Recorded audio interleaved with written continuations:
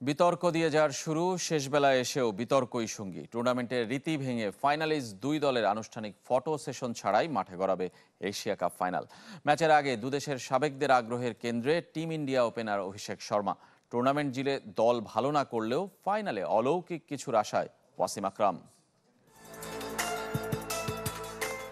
Handshake বিতর্ক দিয়ে শুরু, ফটো সেশন বর্জন দিয়ে শেষ। বৈরিতার ভারত পাকিস্তান এশিয়া কাপ ফাইনালের আগে দেখা মেলেনি চিরায়ত ফাইনালিস্ট ফটোশুট। অপ্রতিরোধ্য ভারত, একমাত্র অপরাজিত দল সূর্যকুমার যাদবের টিম ইন্ডিয়া। বিপরীত চিত্র পাকিস্তানের। গ্রুপ পর্বের পর সুপার ফোরেও গড়পড়তা পারফরমেন্স। সাবেকদের কাঠগড়ায় পাকিস্তানের ব্যাটিং। ৬ ম্যাচের ৪টিতেই ০ রানে আউট হয়ে রেকর্ড গড়া সাইম আইয়ুবকে ফাইনাল ম্যাচে অন্তর্ভুক্ত নিয়ে প্রশ্ন তুলেছেন সাবেক পাকিস্তানি ক্রিকেটার ওয়াকার ইউনুস। দ্বিতীয় ০ রানের পরই আমি বলেছিলাম সাইমকে বেঞ্চে রাখা উচিত। তার সামর্থ্য নিয়ে আমার কোনো সন্দেহ নেই, সে পাকিস্তান ক্রিকেটের ভবিষ্যৎ। পুরো টুর্নামেন্ট জুড়ে ব্যাটিং তাণ্ডবে প্রতিপক্ষের ঘুম হারাম করেছেন অভিষেক শর্মা।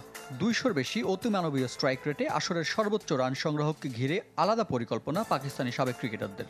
তবে সাবেক ভারতীয় ব্যাটার সুনীল গাভাস্কারের বিশ্বাস, ফাইনালে ৩ অঙ্কের ঘর স্পর্শ করবেন team India opener. Abhishek Sharma সুযোগ হাতছাড়া করবে না। ৩ হাফ সেঞ্চুরির পর রান আউটে সে একটা সেঞ্চুরি মিস করেছে। ফাইনালে সে হয়তো একটা শতকের দেখা পাবে। ফাইনালে ভারতকে ফেভারিট মানছেন ওয়াসিম আকরাম, তবে হাড্ডাহাড্ডি লড়াই হবে এমন প্রত্যাশা তার। দেখুন, ভারত পাকিস্তান ম্যাচে এখন নিশ্চিতভাবে ভারত এগিয়ে, তবে ফাইনাল ম্যাচ একটা ভালো ইনিংস, একটা ভালো স্পেল খেলার মোড় ঘুরিয়ে দিতে পারে। আমার বিশ্বাস ম্যাচটি খুব প্রতিদ্বন্দ্বিতাপূর্ণ হবে। টুর্নামেন্টের ১৮তম আসরে প্রথমবারের মতো ফাইনালে দুই চিরপ্রতিদ্বন্দ্বী। রিফাত হোসেন, চ্যানেল 24।